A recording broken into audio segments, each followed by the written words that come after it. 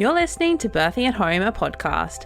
I'm Elsie, your host. I recorded this episode on unceded Wurundjeri land in Naarm, Melbourne, Australia, where Aboriginal peoples had been birthing at home, on country, for thousands of years prior to the British invasion.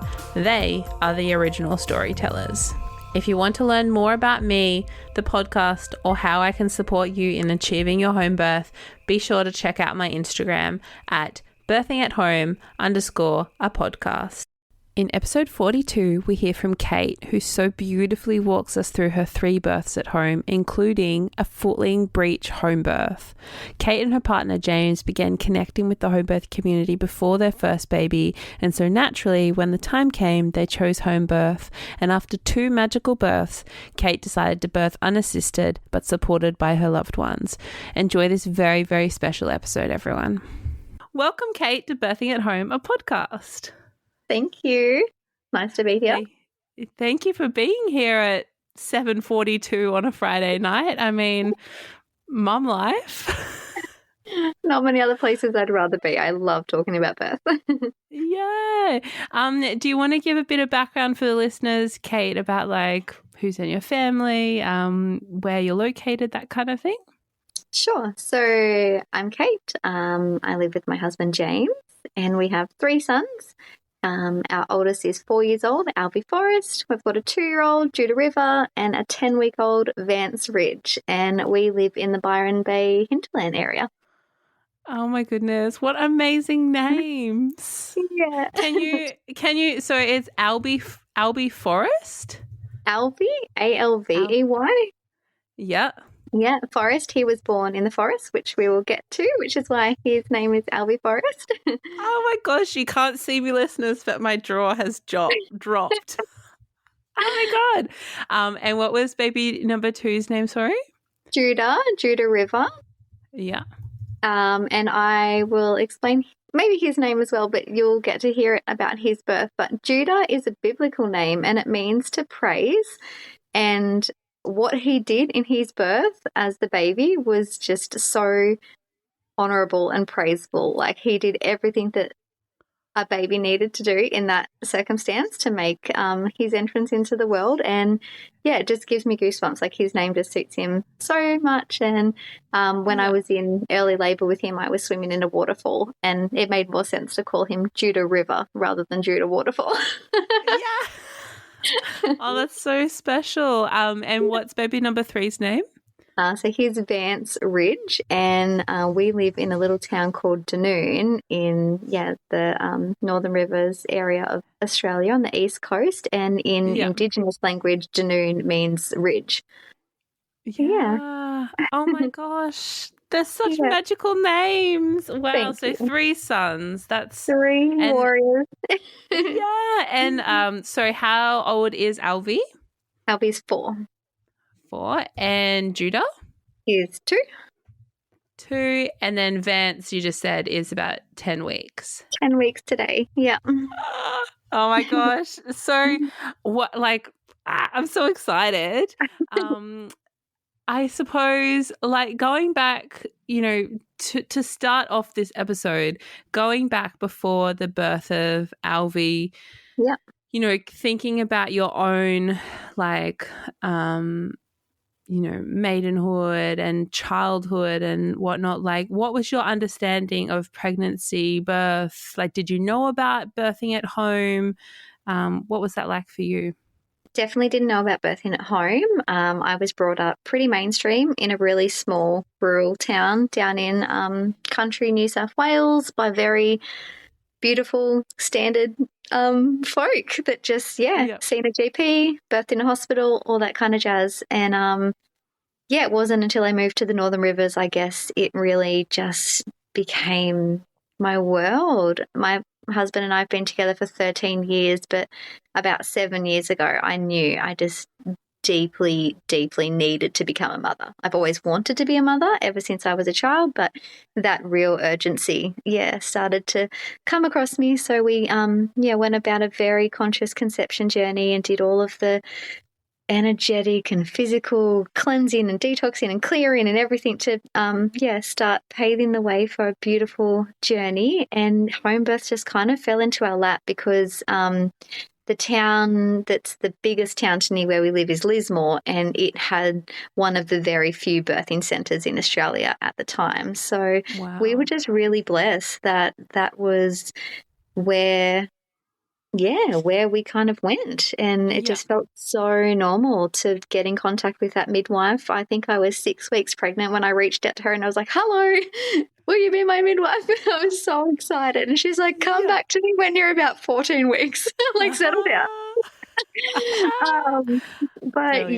So we just have a really amazing community here where it's very the norm, I guess, in a way. Yeah. Yep. I actually spoke to a midwife that she's no longer in Australia, but practiced in Byron Bay, and she was saying that Byron Bay or like that area has like the highest home birth rate in Australia or something. Do you know if that's like true?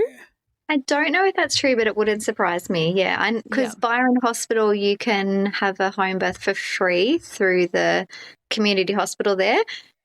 Lismore, you can't go, to a birthing centre in the hospital, but the midwives will do like caseload and things like that. But it's very common. We've got amazing home birth midwives in this area that are so supportive for physiological birth and really empowered women. Wow, I'm just so excited to hear these stories. I'm trying to like slow myself down. Having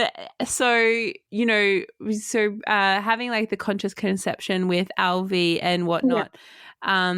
So once you become pregnant with Alvi, then you're already onto the midwife. Was there anything like pre that conception, or in those early weeks that you did in terms of, I guess, education or like, getting knowledge somehow about birth and pregnancy and all of the options that you could have, especially if you've come from like sort of a mainstream upbringing? Yeah. Honestly, not really. Like I knew that I didn't want to have the births that my mum had. My mum had a really traumatic birth with myself and was hospitalized for like 6 weeks before she had me. Then it was a cesarean. And then when I was born, I was taken straight away and put in a humidity crib. She didn't see me for 3 days.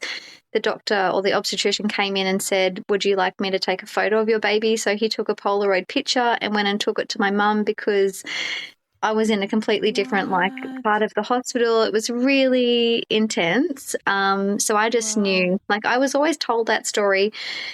I just always knew that wasn't going to be my story. And my husband also has a bit of a phobia of hospitals, I guess you'd say. Like, we've never been sick. We don't really go to doctors. Like, that's just not part of our journey. So I guess it was like the only option was, we're having a baby and we're birthing at home. And at the time we felt like we wanted support for the first. So it was reach out to the nearest birth centre and that's what it was. Yeah, wow. Do you want to start walking us through that pregnancy journey with Alfie then? Sure. So we conceived him like the moment we tried. I think he'd just been there like waiting in the wings. We were on a camping trip in the back of our Land Cruiser Trippy, which is like another one of our babies, and it was just all very lovely. And I knew straight away, like that night, I was like, we've made a baby. And then 2 weeks later, I started to get what seems like maybe weird symptoms, but they're my symptoms. Like, I get congested in my nose. I had a little bit of a cold, which is not at all usually me.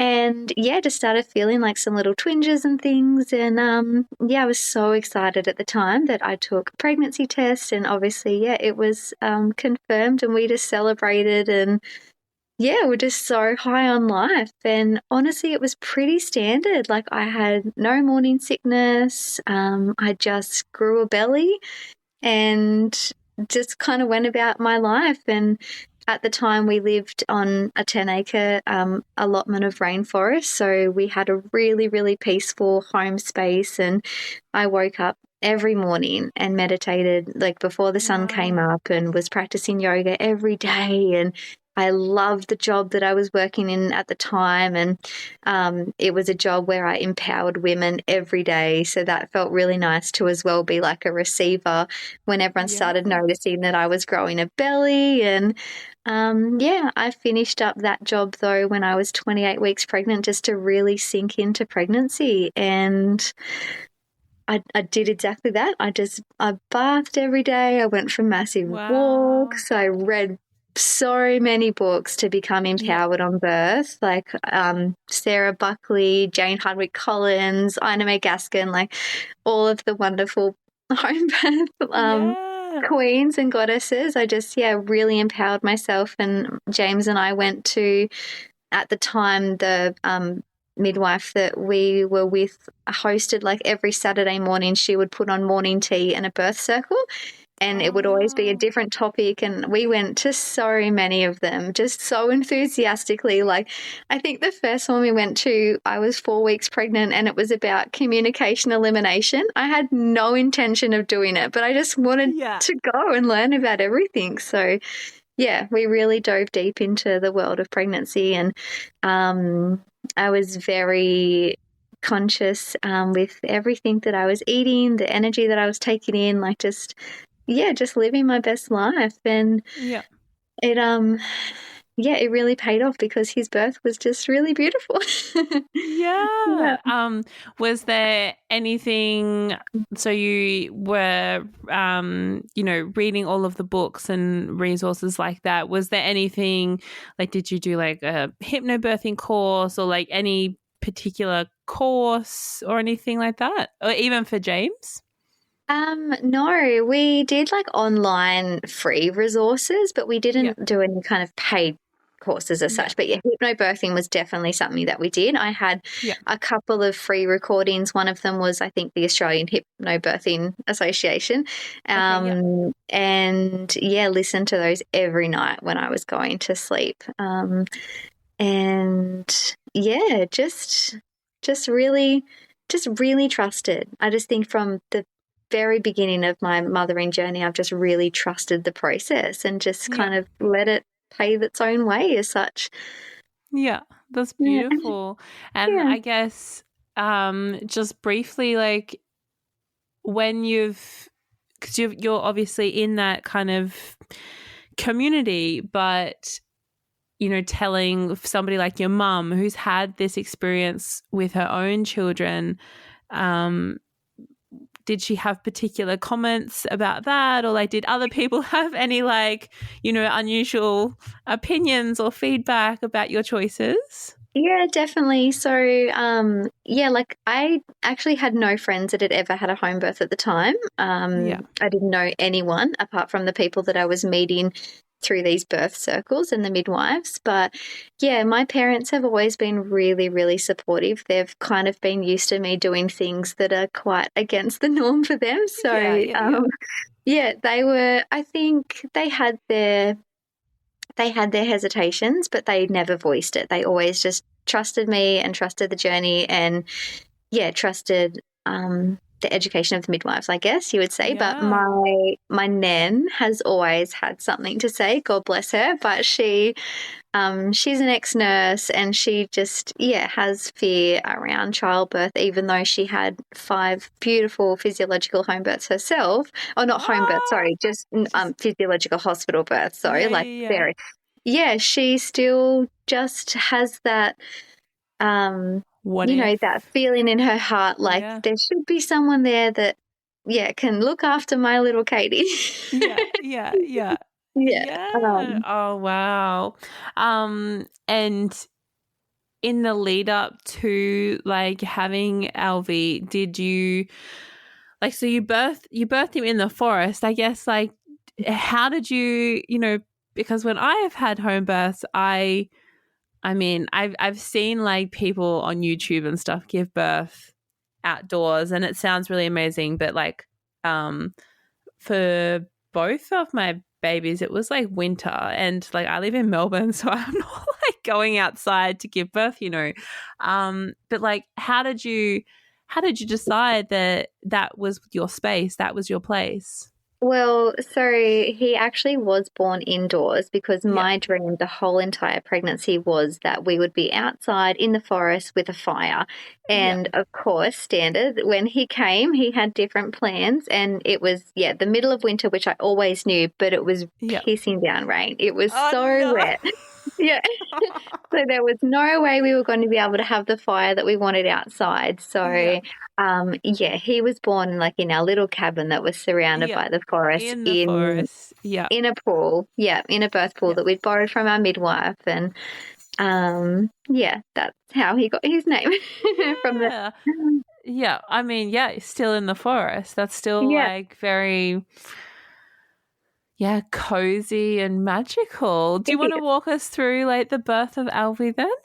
Sure. So the morning that I kind of felt like things were starting, which was the day that he was born, I just woke feeling that real euphoria, like real magic around me. I was seeing everything so clearly in the birds talking to each other. Every flower looked so beautiful, and we're spending a lot of time outside, and nothing at all over dramatic was happening in my body. I just was, I think, 40 plus 3 or something, if I recall correctly.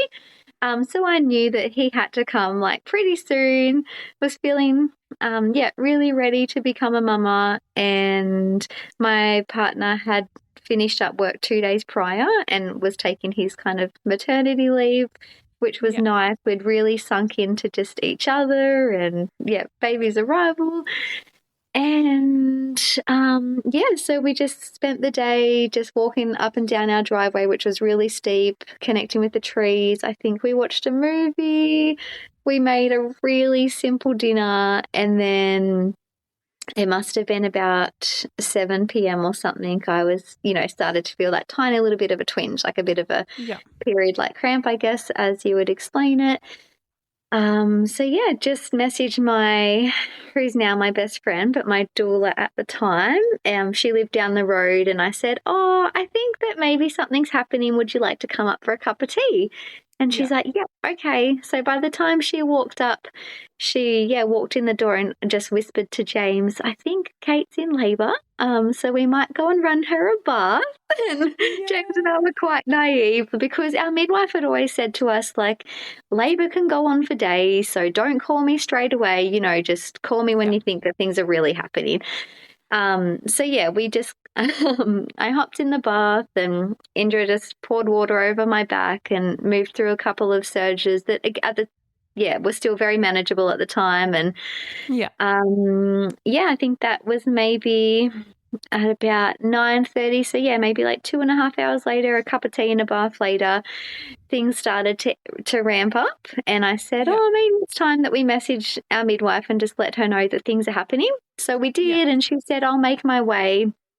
And so she moseyed over, and in that time I kind of had just been bouncing on my little birth ball and moving around different parts of my house that I'd set up. I was labouring over the end of my bed and just really supported by James and Indra. And I remember waddling down to the toilet and labouring on the toilet for a really significant amount of time. And that felt so good to my body. My midwife had suggested that I turned around and hugged the toilet bowl, and she put a pillow there for me. I lost my mucus plug there, and she just was putting pressure on my hips every time a surge would come. And that was the most intense part of that labour, was just that initial hip opening. Baby moving down. And just had that intuitive feeling to go jump in the birth pool. So I waddled back down into our bedroom and jumped into the birth pool, and I think maybe a half an hour later, really just beautifully opened, and I could feel that pressure of his head, and just kind of out he came in one big shot. Yeah, Yeah, wow. lifted him up into my arms and just cried and sat back into Yeah. James's lap and said, wow, like, I'm your mama, like, hello. And it was about 5 hours, I think, of active labour from start to finish. And yeah, it was really amazing, really amazing. Yeah. Wow. And what was your postpartum like with Alvy? Like, for like becoming a mum. Actually, but before we skip it, I always try and be mindful. The placenta, can you tell the story of the birth of the placenta? Yeah, so I got out of the birth pool with the assistance, I think, of maybe James and my midwife, and they helped me over to like a comfy space that I'd prepared at the end of the bed Yeah. and just sat there and, yeah, like had that initial first latch and everything. And it was really simple to birth a placenta. I just remember my midwife coming up to me, it would have been maybe like 45 minutes later, and she's like, I think we might just try to birth the placenta. It should be ready. Would you like to just squat and give me a cough? And that's exactly what I did. And it just, yeah, fell straight out into a bowl. And then we had made a cord burning box. James had crafted one, so we did a cord burning ceremony, which was really beautiful, and really paid reverence to the placenta. And then I kind of think I had a shower. My midwife tucked us into bed. I had a kiss from my doula, and she's like, see you tomorrow, like, good night, you're now a family of 3. And they all just left. Oh, wow. It's just like so different to hospital births, like, to put it basically. Like, that's just, it's like such a, it's such a huge event, but at the same time, it's also a non-event. Like, it's just another day, but also, at the same time, it's not just another day, but like, it's just without drama and just... It was so far from everything that I'd heard in my stories growing up as a child, but it was everything that I'd read in these books, like all of these home birth books that I'd read. And I was like, wow, like, I did that. I'm like those women in that book, and that it can happen. And if you're so intentional and conscious and put in the effort and the work, or just whatever it is, like, it was our beautiful, magical story. And to answer your question about postpartum, it was great. I don't think I recall having any afterbirth pains. I have a really beautiful community of friends here, so we had a meal train. I had bought a chest freezer before, knowing that I wanted to stock it with everything that I possibly could. I was very prepared. Like, I'd even bought like extra toothpaste, extra toilet paper, everything, because James and I thought that we were going to do a pretty strict 40-day confinement. And I think in our minds we were like, we won't be going anywhere, we won't be seeing anyone. And so we bought triple of everything to make sure we were good to be housebound for a month. When was he born? Which month? He was born in July. In July, okay. Of July 2020? 2019. 2019. I was going to say, were you also stocking up because of COVID? But he's so he's turning 5 in July. Yeah, okay. Yeah, I think COVID wasn't a thing just yet. I think he might have been about 6 months or something when that started to become a thing. Yeah. But you were already stocked up, so you were all good. Good. Oh, wow. So then you've gone on to have another home birth attended by midwives, and then a free birth. Yeah. Like, did you have I guess, how did that initial initiation into motherhood, with having had such an amazing birth, how did that help you to become a mother? How did you feel in yourself? Do you remember those initial Oh, definitely. feelings? I remember my midwife, even just 2 hours after birth, she said to me, so do you still want to have those 5 kids? And I was like, hell yes. Bring it on if that's what birth is.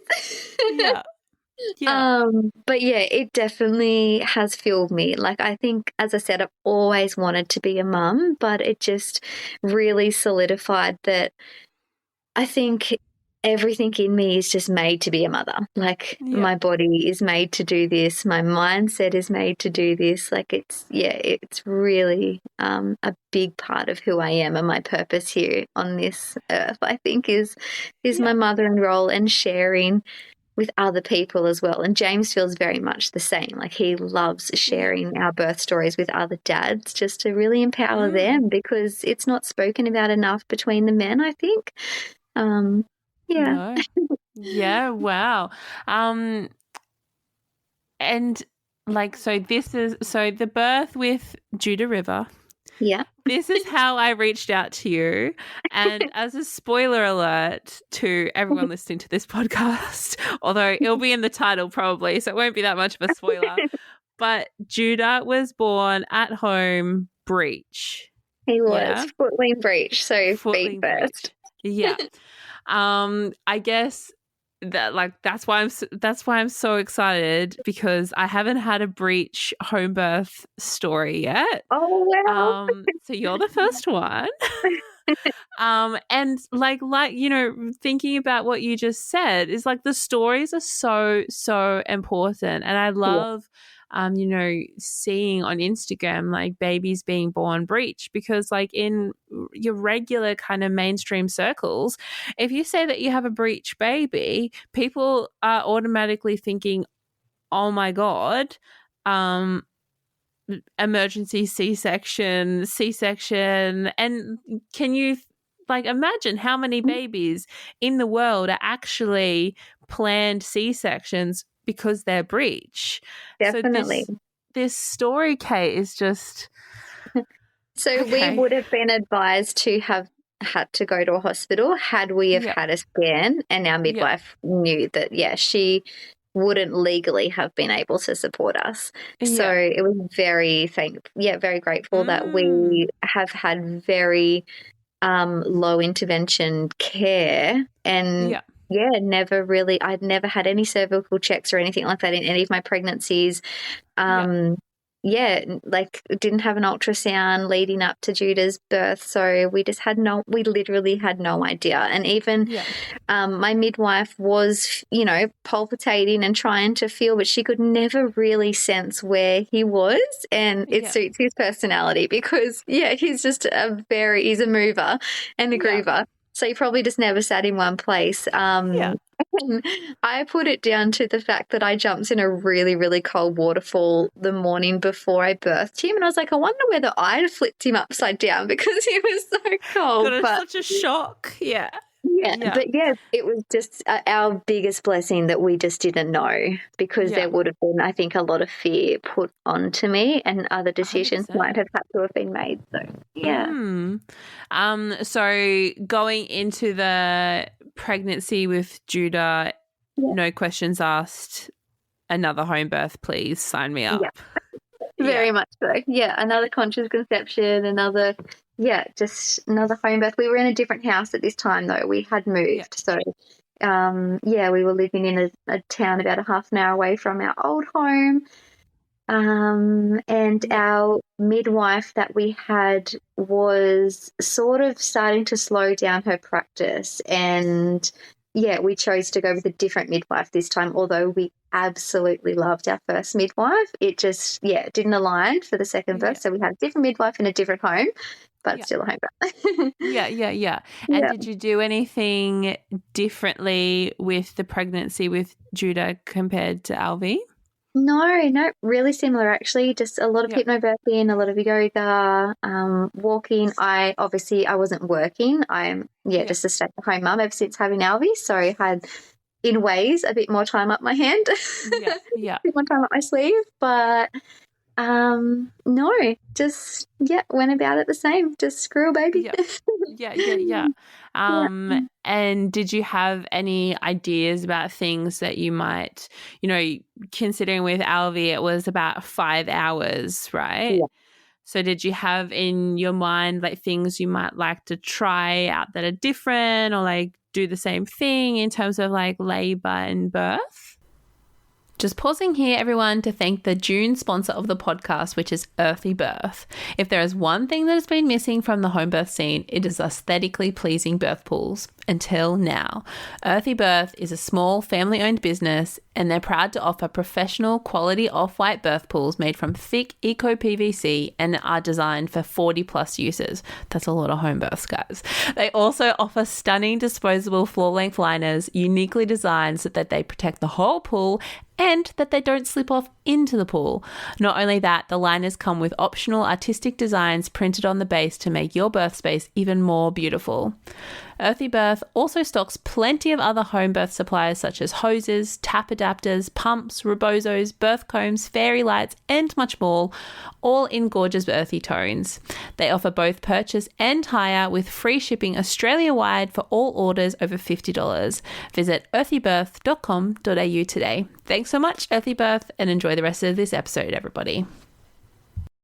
Pretty much the same thing, because what worked, and it was very hands-off with Albie. Like, we didn't do any, no pain meds, no TENS machines, nothing like that. It was just, I just used hot water as my pain relief in the bath. And, that was the same intention. I really thought the labour was going to be a lot quicker because, you so often hear that labour progresses quicker with consecutive pregnancies. But I think because he was breech, so Judah's labour was about 5 hours as well. I think it would have been quicker had he have been head first, but it just took him that little bit more time to get down and open with his legs. Yeah.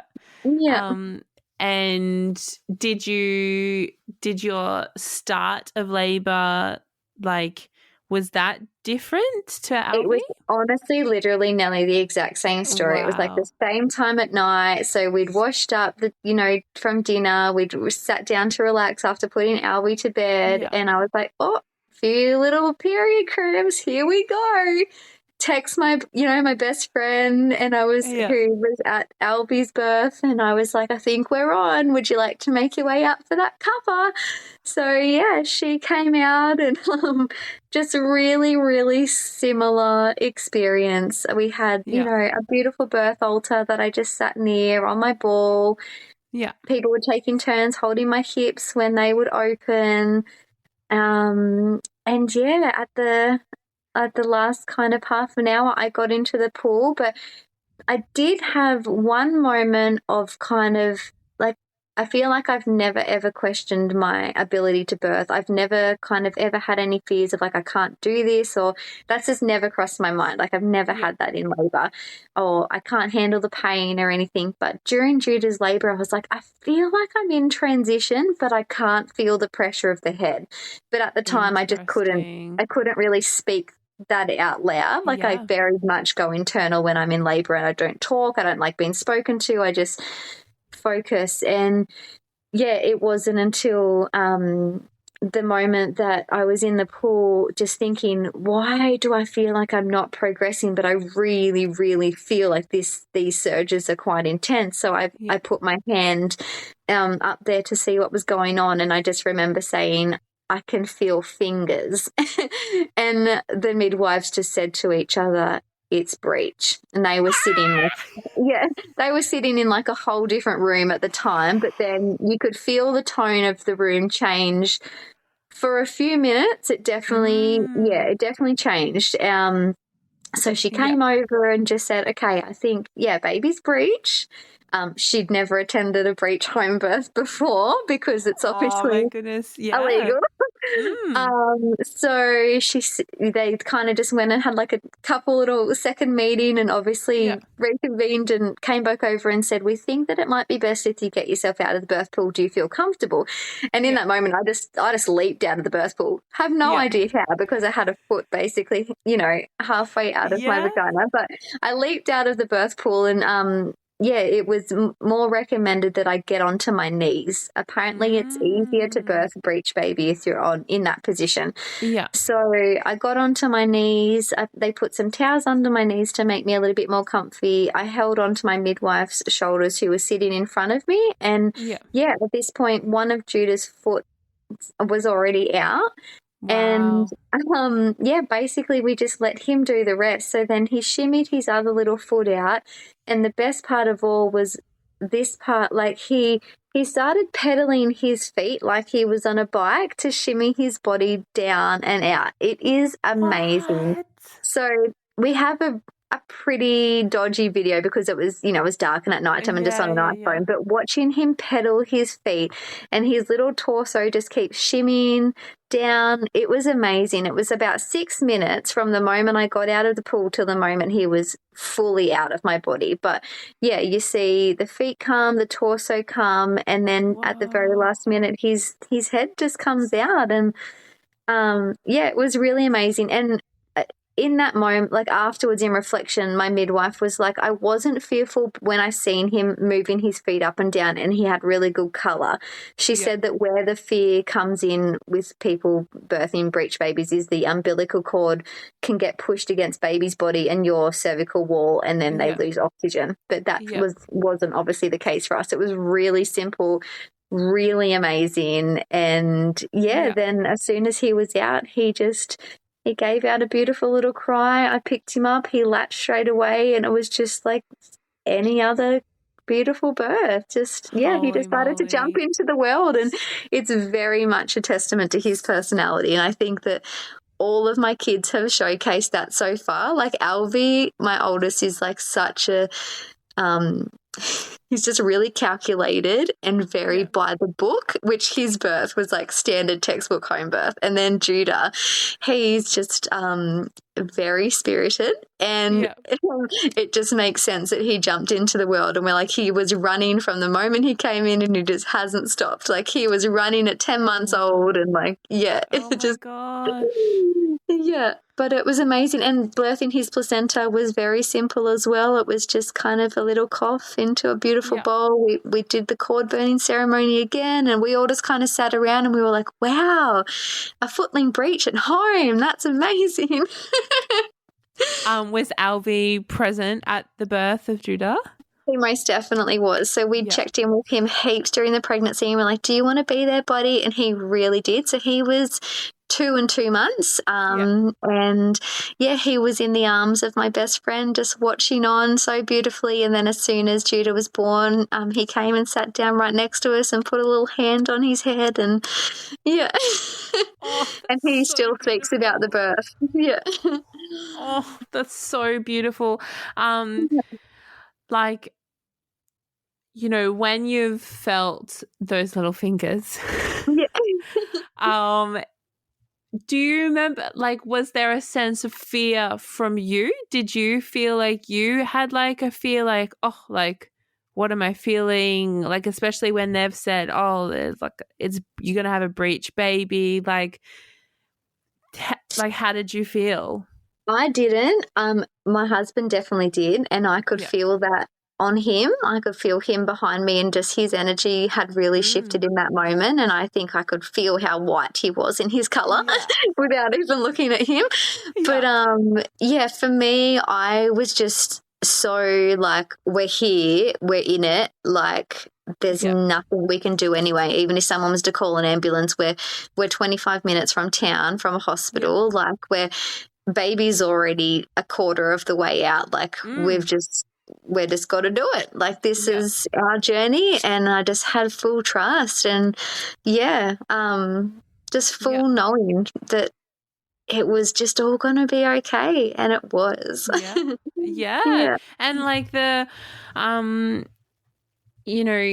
so in Australia, in a midwife attending a planned breech birth at home is not really happening because they say, the authorities say that it's safer to be in hospital.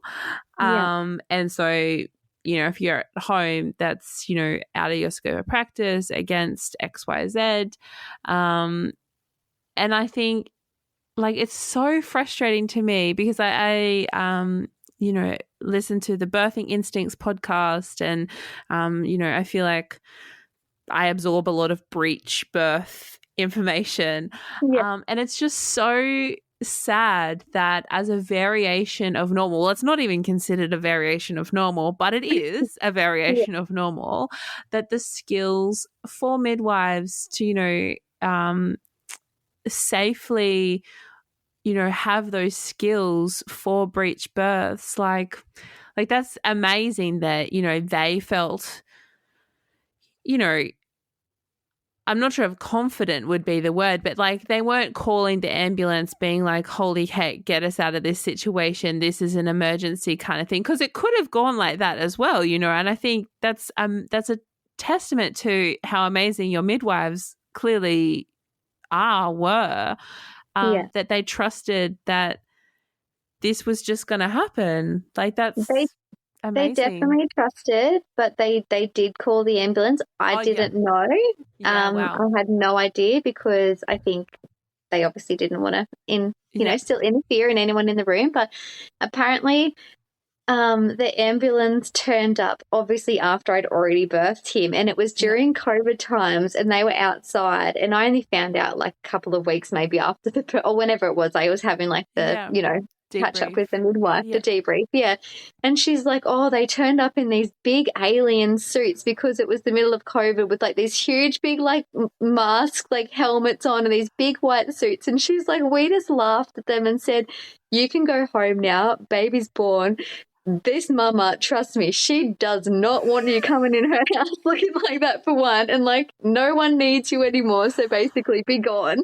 But goodness. they did call them because it is part of their if they hadn't have, they could have obviously gotten into a lot of trouble, I think. So yeah.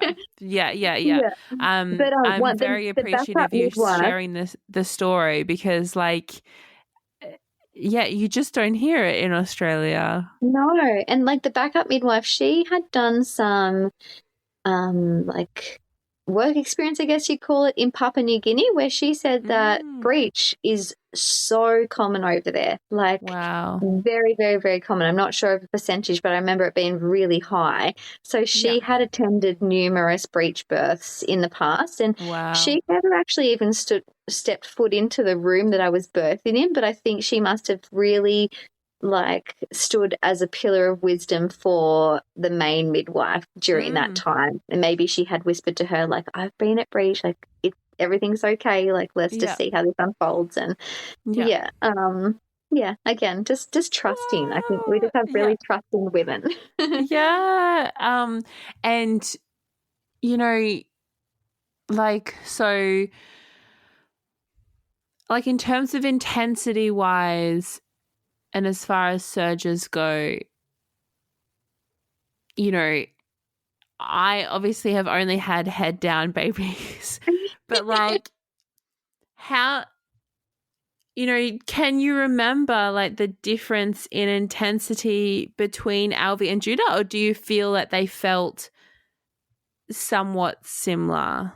They felt somewhat similar because obviously, I got that like ring of fire feeling with Alvy's head as it was coming out. But because he came out in just one big like push, basically, it it just kind of felt like that, and then it was gone like the next minute. And I was so blessed that I only had a tiny graze from Alvy. Like my body just opened so beautifully. And with Judah's, I feel like I didn't feel that burning fire feeling until probably like his hips were coming out.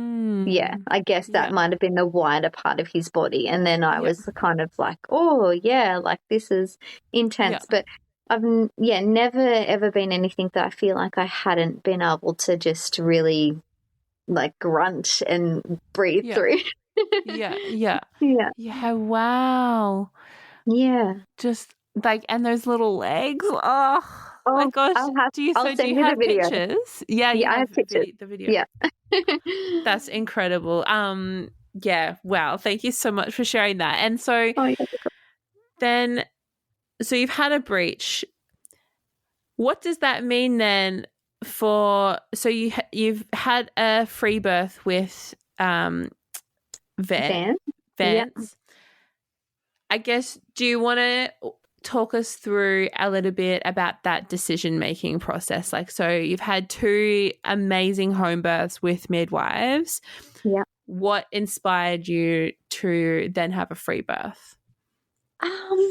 Well, I guess like numerous reasons, but predominantly it was just that I felt like bless my midwives, they're amazing, but I feel like they really didn't do much in either of my pregnancies. Like so true. They just sat, like the first one in particular, she just sat there on the bed like this beautiful guardian angel, just kind of watching. Like when she first arrived to the home, like she didn't even make herself known. She just, waltzed in and sat there. And second time around as well. And like every time I was having like appointments throughout my pregnancy, which I think with Judah, for example, was only like 4 or 5 times. Like I had such minimal, and we just ended up talking about sauerkraut and different things. Like we shared recipes. We weren't actually, like I just didn't have anything that I needed to know. I didn't have any questions. I'm just not that way inclined generally. I kind of always do things from my own heart rather than like seeking external validation or answers. And so when it came to falling pregnant again, I had really immersed myself. I probably should have mentioned as well, I had done the Free Birth Society course prior to birthing Judah.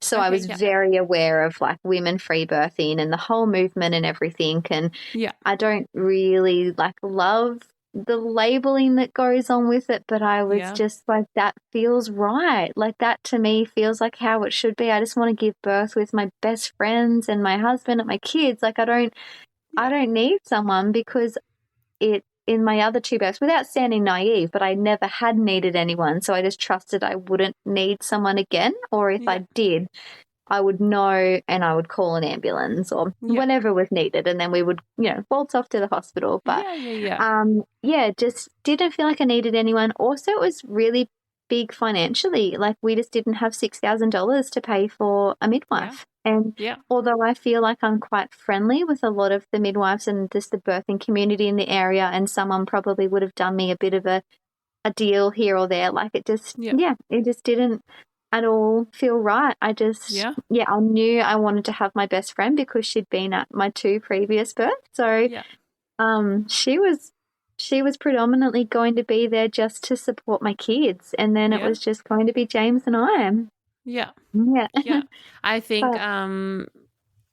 for like, I do genuinely wonder if home birth midwives were way more accessible, like how many women would be able to, have that option of, somebody to sit in the spare room, of course, for 12 hours.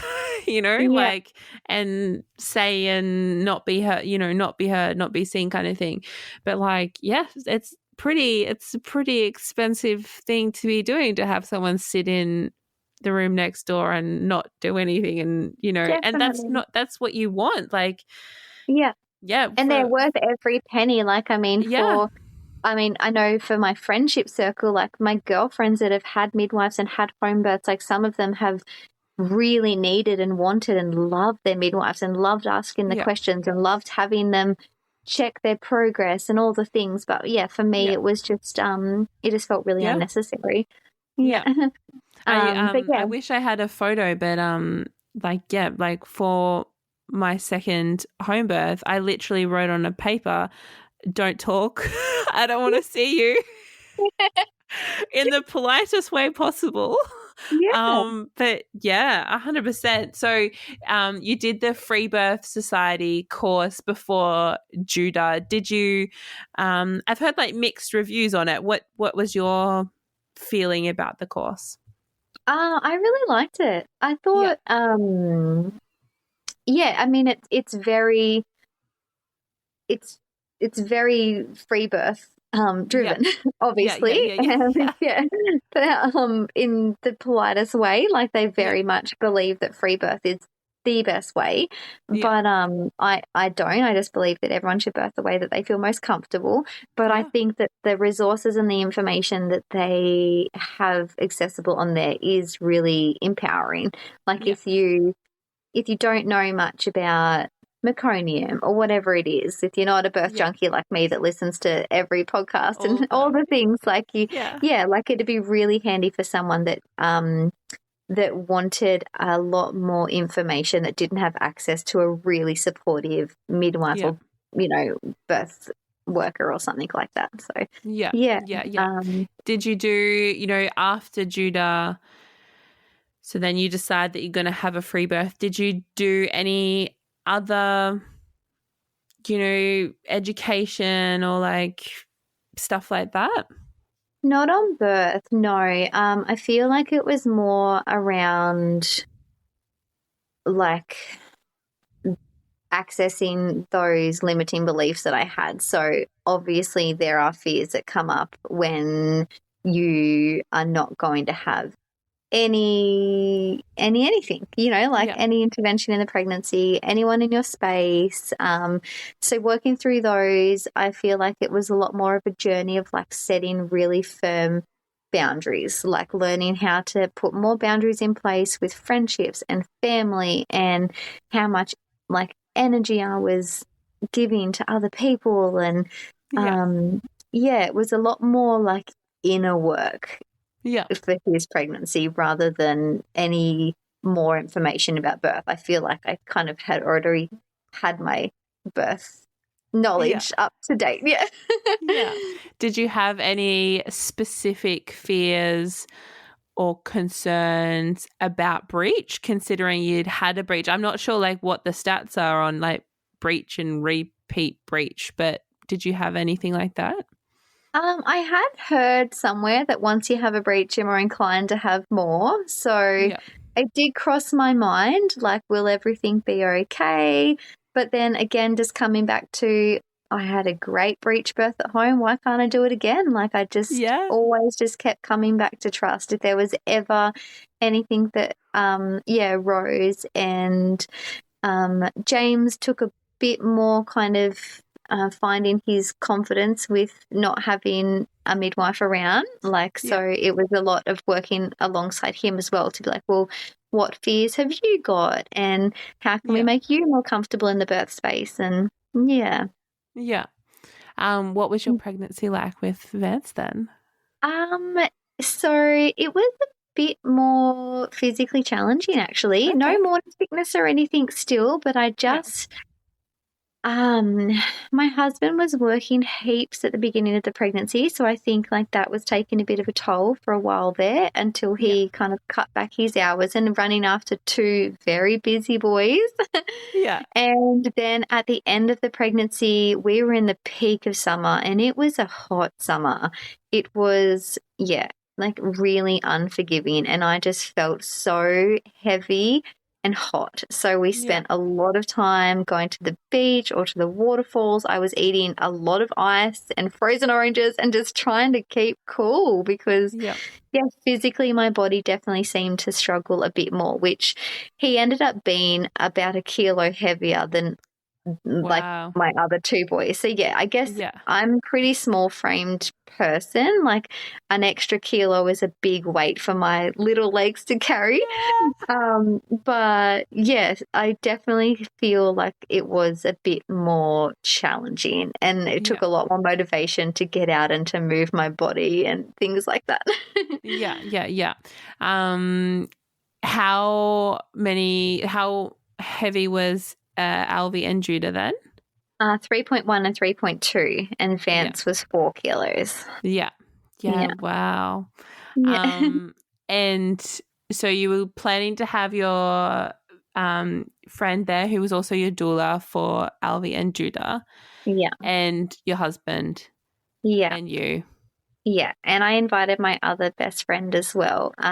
She is like a second mum to my kids, and I just really wanted her to be in my space. She's got 4 beautiful children of her own, and I thought what an honour to invite her to be at my birth and take some photos and just be there for my kids. Yeah, that's beautiful. Did the labour start this in a similar way to Judah and Alvie? No, very different. Such a wild card. I was really shocked, and I was a lot more pregnant, so I was nearly 42 weeks, and I started to really feel that pressure in my butt like the night before, and I said to my girlfriends, I'm like, I just want this baby to come soon because I just feel like so much pressure. And anyway, so I kept going to bed every night thinking, damn it, it's not going to happen tonight because it hasn't progressed at like that 7 p.m. kind of time or Yeah. whatever it was. Anyway, so the night that Vance came, I had had a really good sleep until about 3 a.m. and my little son Judah came into our bed with us and he jumped in. And normally he will come and jump into our bed and just go straight back to sleep. But he jumped in and then just kept staring at me. And I was like, hey, buddy. And I think I just knew. I was like, baby must be coming and he knows.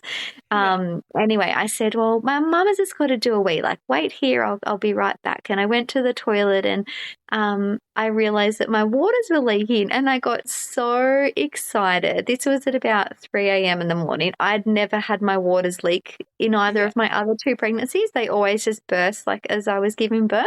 Yeah. So I got super excited, but I thought, oh, this can go on for days. So I'll go and I'll get an adult nappy and I'll get a towel and I'll go back to bed. So that's what I did. And I jumped back into bed with Judah and I said, baby's coming. And, let's get some sleep so that we're rested for when baby decides to come. And it took me, about an hour or two to get him back to sleep. But I just lied there with him. And it must have been about 5 a.m. I got up and I was like, I just can't sleep. So Judah's gone back to sleep, but I need to just get up and have some space before the rest of the house and, the birds and everything wake up. And so I went out to the lounge room and thought, just in case we're on, I'll start making my little nest. So I put a sheepskin down on the lounge room floor and I lit some candles and put some incense on and my birth playlist and, just like got into my zone and started moving my hips. And then James woke up and said, is baby coming, do you think, babe? And I was like, yeah, I'm pretty sure they'll come today. Like I've never had my waters leak, so this seems pretty exciting. Yeah. So, it must have been about 5:30. I sent a text to my two girlfriends and said, this is what's going on. Nothing else is happening, but if you can just prepare your day in case I need you, I'd appreciate it because they've got 6 kids between them. And they both text back immediately and they were just like, we're ready. Like, you just let us know when we can come.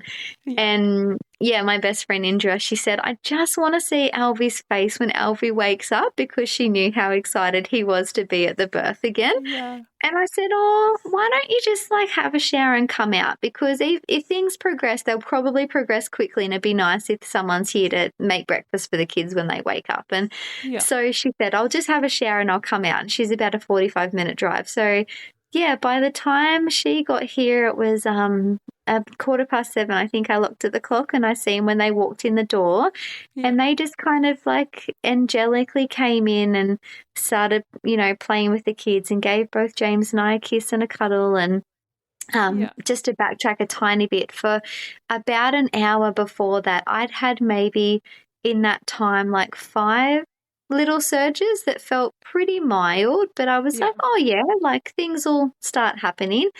And I just kept like opening my hands and relaxing my body, and every time one would come I was like, that felt so good, like that was amazing, like baby's coming soon. And just put a really positive like twist on it, because I feel like in my previous 2 births I'd held onto someone's hand and I'd really clenched hard, whereas this birth I was all about like loosening, relaxing, opening, and that really made a huge difference, I think. Anyway, so I'd had about 5 surges. They were really quite mild to move through. Like I just moved through them with James, and then I might have had maybe 1 or 2 more over the course of probably 15 minutes when the girls were there. And then I got up and went to the toilet and I lost my mucus plug on the toilet. And I was like, oh, wow, we're close. I might just put my hand up and see like how close we are. I was by myself at this stage and I put my hand up there and I was like, wow, I can feel the head, which I was so excited about because at least it wasn't feet, Yeah, so true. Anyway, so I waddled back out to the lounge room floor, not telling anyone what I'd just felt, but Indra was setting up the tripod because she knew I really wanted to record the birth. Yeah. And I just, I looked at her and I just said, Alvi, and she knew exactly what that meant, and it was basically like, get my kids and get them over here right now. And all of a sudden I just felt that fetal ejection take over, and instead of that kind of like, you know, groaning through a surge, it was more that like you know, you kind of get restricted in your voice, like it really changes from that deep groaning to a restricted kind of, like almost like, I can't control it. And like as soon as they basically sat down, the next surge, his head came out and I just held it with my hand.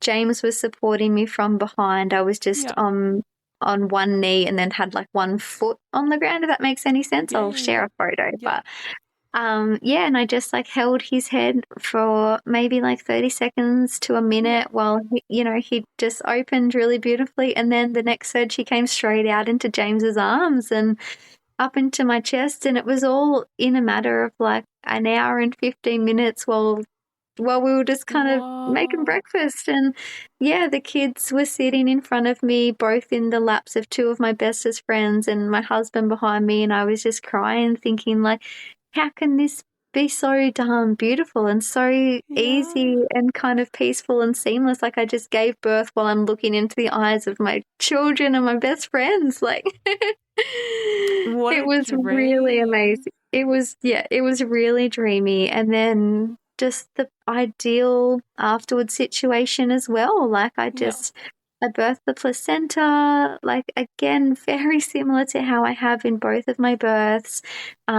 Jessie, my angel best friend, just like picked up the washing and put a load of washing on. She went and like opened all the blinds to let the light in and made the beds and just kind of tinkered around the house so that everything was just really beautiful. I had, tea brought to me and like food and all kinds of things, and just sat there looking at my beautiful baby. Like how it took me a couple of hours, actually. I think it was about 3 hours later, I just burst into tears and everyone was like, are you all right, darling? Like, what are you feeling? And I was just like so overwhelmed with joy, and that it was just exactly how I imagined. And it was 10 months of really deep inner work to get to that place of really trusting growing a baby, and that everything was okay, and that birthing them was going to be beautiful and okay. And it was really magical. It just like when you were describing like that, she opened the curtains and just like bringing you tea and like that's heaven. It was heavenly, and it's funny because you'd think it was kind of out of a movie in a way. Like one of my other girlfriends had gifted me a birthing gown, so I was wearing this really pretty birthing gown. My two best friends are there wearing these beautiful floral dresses, and they were like, it just so happened that because it was the morning, we both put on a nice dress. They're like, if it was the middle of the night, we probably would have come in like a t-shirt and shorts, but it just so happened that we both felt like putting on something pretty. And so we're all just there like we're having this beautiful bloody tea party, but it was just a standard day of just me having a baby. And it was really something else. Like it was one of those experiences you wish that you could sell it, that people could experience it. And it was a little bit funny. I feel like I have to tell this part of the story because I've never pooed during birth before until Vance, and I had a little poo come out when I was like maybe when I was birthing his head, and my boys thought it was hilarious. Like, Mum pooed on the lounge room floor. It's it's still what they refer to now when everyone's like, how was Vance's birth? And they're like, Mama did a poo in the lounge room. So like that really lightens like the whole mood as well, because like it was like this really beautiful like aesthetic beautiful experience, but then there was also like the reality of like poo. Oh, that's so funny. Like, and that's like a detail that they're never gonna forget. Literally. Yeah. And they've told numerous people, like Which I'm like, yeah, people poo sometimes. That's right. Mama had a baby, and like, just Yeah. gently Yeah. remind them of that. But yeah, like to know now that like my 4-year-old son has been at 2 amazing home births. I'm like, what a start to your life! Like, what kind of Yeah. man are you going to grow into, and how supportive of a partner and husband, or like whatever Yeah. he chooses in his life? But like, Yeah. wow. Just like, and I mean, that's the power of birth, you know, because yeah, like as we've you know already reflected, like how you came into the world is very, very different to how your children have come into the world. And like Yeah. Alvy's been to more births than plenty of people and he's 4 years old. My grandfather went to like one of his children's births and he's got 5 kids. Like he just dropped grandma off at the door. Just like it's really, you know, and to like I've had this sort of ongoing reflection as well that, you know, I have 2 boys and I always thought that, you know, like I'd have a girl that, you know, I'd be able to like pass the, you know, the red thread kind of thing. Yeah. And so thinking like, okay, well now I have 2 boys. So like, what does this mean? Like, you know, in the future, like how will their children be born? Is it like, I don't really know if I have any influence over that, but like I just really hope, you know, we have this book. I forget who it's written by, but I'll put it in the description. Birth is Magic, and it's a home birth children's book. And it took a bit of convincing to get Murphy, who's 4, to like let me to read it. But now he requests it, and he is like, "Oh, like where's this bit and like this body bit and like you know where's this bit where she's playing on the bed and like what a gift because they are going to go into you know their teenage years, their adulthood, knowing something that is not you know mainstream. You know, like Definitely.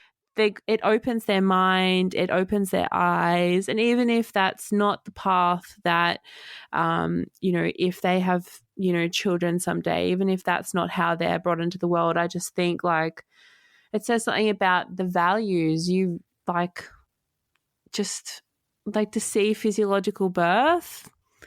I couldn't agree more. The births that you've like just shared with us, like I too like I don't believe that I have finished having kids. Like I definitely feel like for me as well, there's a daughter in my life. She just hasn't come yet. But when I was having some really big feelings around having 3 boys and talking it through with a girlfriend of mine, she was like, I just want to remind you, like, it takes a queen to raise kings. And I was like, wow, like, that just struck me so hard because, yes, like, we are really responsible and it's a real honor now to think I'm a mum of boys. And for the same as you, I hope, like, it's such a privilege to be raising boys that are safe and, like, happy to show their emotions and to be able to comfortably talk with like women when they're teenagers about menstruation and all kinds of things that I feel like was so shamed upon even for my brother and my boys that I went to school with, and it was also funny and yuck or whatever the words were to use to describe things. And like to know that we are such pivotal like anchors in changing our future generation of gentlemen is like such a privilege. And I think that's what it you know boils down to is that like generational change and setting society. I mean, it'd be nice if home birth like rises up, but like like there's I just think like there's so much horrible stuff happening in the world, but like the power of birth, like I don't think people understand end. But I think, listening to these stories that you've shared today, like, I have a colleague and it was sort of like a word of mouth thing that, she's pregnant and she definitely won't be listening to this podcast, by the way, but she was overheard to be saying to somebody else that birth is gross and she's dreading doing it because yuck. She is pregnant, so she's going to be doing it. And I just think, how could you possibly call what you've just shared with us today gross? That is just like the most magical, powerful, beautiful thing It is. ever. Yeah. That was probably one of the biggest things that shocked me the most when I've had my kids, especially when I had Albie, was the way that James looked at me post-birth, because you get so many stories of guys that say, really crude things like it'll never be the same again or whatever, they say, some generation of men. But James has never looked at me the way that he looked at me before after I birthed Albie. He looked at me like I was just his goddess and was so attracted to me and couldn't keep his hands off me and just wanted to just nurture me and honor me. And I was really quite not blown away because he is just such a wonderful man anyway, but it was just really affirming to wow, we've really, really changed something on a really deep level here, because as you said, this is a magical, beautiful experience. It's not yuck, it's not anything. We just I can't even put words to it. It's wow, 3 incredible birth stories. Thank you again so much for sharing with me. Thank you for having me. Did you have any last words or anything else you wanted to add that we haven't talked about or anything like that?